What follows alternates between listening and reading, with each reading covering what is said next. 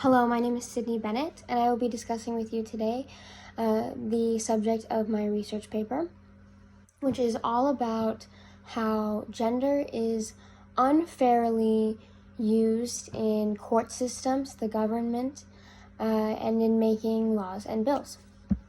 My first point is how little women are represented in the government. For example, in the United States, as of 2021, women occupy only 26.5% of 535 seats in the United States Congress. Just like in the House of Representatives, women only hold 27.1% of the 435 seats.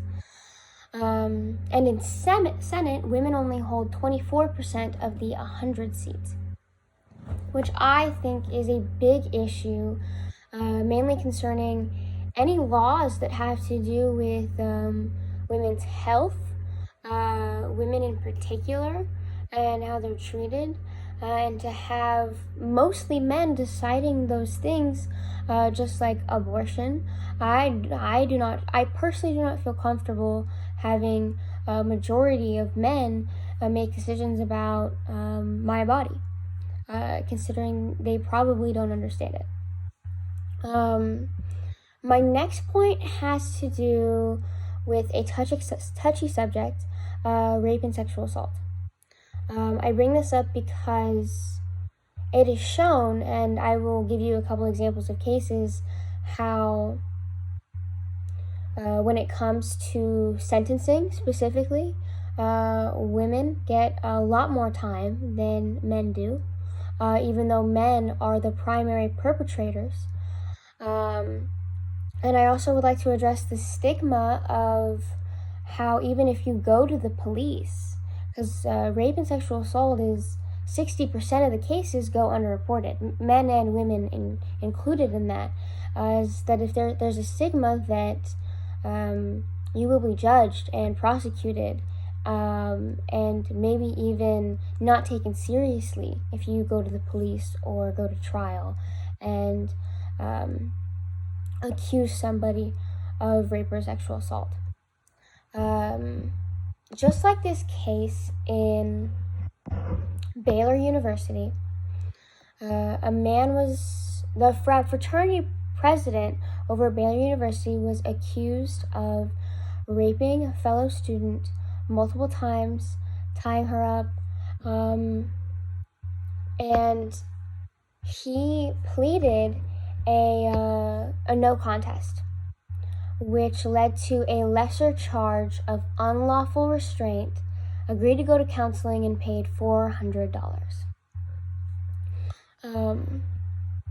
So even the person accusing him, I personally believe she did not get the justice she deserves. And I think that lesser prison sentences only lead to increase of retaliation against victims who stood up against them. So victims who are afraid, if they come forward and their attacker only gets a couple of months to a year in prison for such a heinous and violent crime, they're not really doing themselves any favors by reporting. Meanwhile, in 2021, a Christine Callahan, who's 33 years old, was paid $250 to molest a 13-year-old child. They found proof of this, and the female got 12 years and 4 months, which is amazing that she was convicted and for an appropriate amount of time, but just showcases to you that the two cases both involve rape, but got totally different sentences.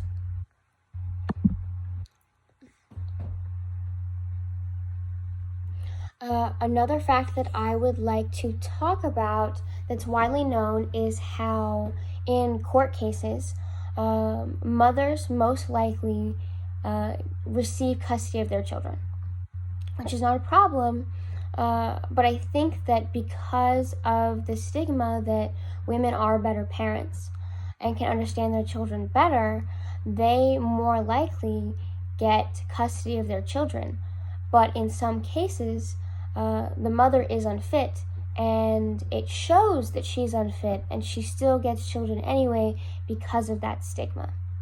And only in 18 of the states in the United States, in 18 of those states, dads receive 50% or more custody, in only 18. And in the rest of the states, it's either 0% custody or up to 33%.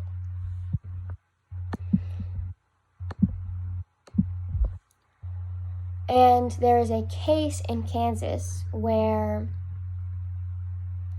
in a court case, the mother was awarded custody of her 2 children, even though there were a few facts that were suspicious about whether or not she was a fit mother. She had multiple DUIs and was still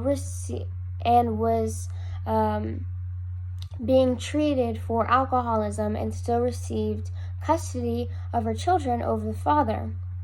And many months later was in a severe car accident that paralyzed one of her children because she was drinking. That is all of the information I have for you in terms of what I believe to be a societal point of gender that transfers over into the government and the judicial system that I think that we should fix. Thank you for your time,